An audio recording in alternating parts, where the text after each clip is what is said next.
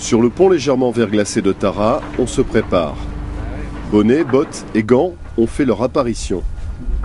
Le courant subantarctique impose à l'équipage depuis quelques heures ces conditions froides et humides. Ce matin, pour cette première station, on est par 60 degrés de latitude sud, aux portes du continent blanc. Ouais, on a enlevé les tongs et on a pris les... Là, il fait vraiment froid, là. Il fait 2 degrés. Un tout petit peu... Il n'y a pas trop de vent, heureusement, mais c'est vrai que les températures sont vachement descendues. Celles de la mer aussi, actuellement, elles sont à 2 degrés, alors que quand on est parti, c'était à 7 degrés à Port Williams. Donc c'est un ensemble de choses qui fait qu'il fait froid à bord. Mais bon, voilà, on va commencer à s'habituer. Ça va être les premiers 8 jours qui vont être durs, et puis dans à peu près 3-4 jours, là, après cette station, là, on va retrouver la mer de Weddell en 2 jours. Et là, ça va être encore plus froid, parce qu'on va commencer à avoir les glaçons. Pour les biologistes qui travaillent dans ce laboratoire humide sur le pont, l'une des grandes questions de ce legs en milieu polaire est la filtration de l'eau de mer. Sera-t-elle toujours possible avec des températures très basses négatives? Et pour la rosette, comment les capteurs réagiront-ils dans le froid?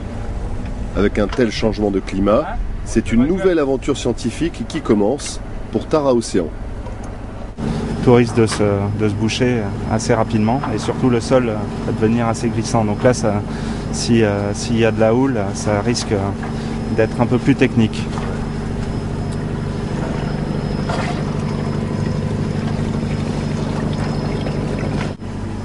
On ne sait pas encore comment ça va réagir parce qu'il n'y a pas beaucoup de monde qui est allé prélever aussi loin, aussi au sud. Pour cette première station de rodage, dans le passage de Drake, aucun problème. Le matériel et les hommes, tout aura bien fonctionné. Échantillonné à 19 reprises dans l'un des passages les plus redoutés du monde, c'est un moment rare, particulièrement quand on est chef de mission. On a eu vraiment beaucoup de chance parce qu'on a pu naviguer sous voile à bonne allure pour descendre jusqu'à cette position au sud du front polaire.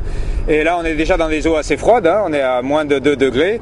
Et la mer est calme, on travaille dans de bonnes conditions comme on travaillait au nord, près de l'équateur. Donc on a vraiment beaucoup de chance en termes de conditions. Et donc c'est vraiment exceptionnel de pouvoir aussi travailler ici. C'est un peu inespéré de pouvoir, dans le timing, faire cette station au sud du front polaire. Les 2 prochaines stations auront lieu en mer de Weddell. Le but du jeu sera de prélever le plus près des glaciers du littoral antarctique sans se faire piéger par le pack.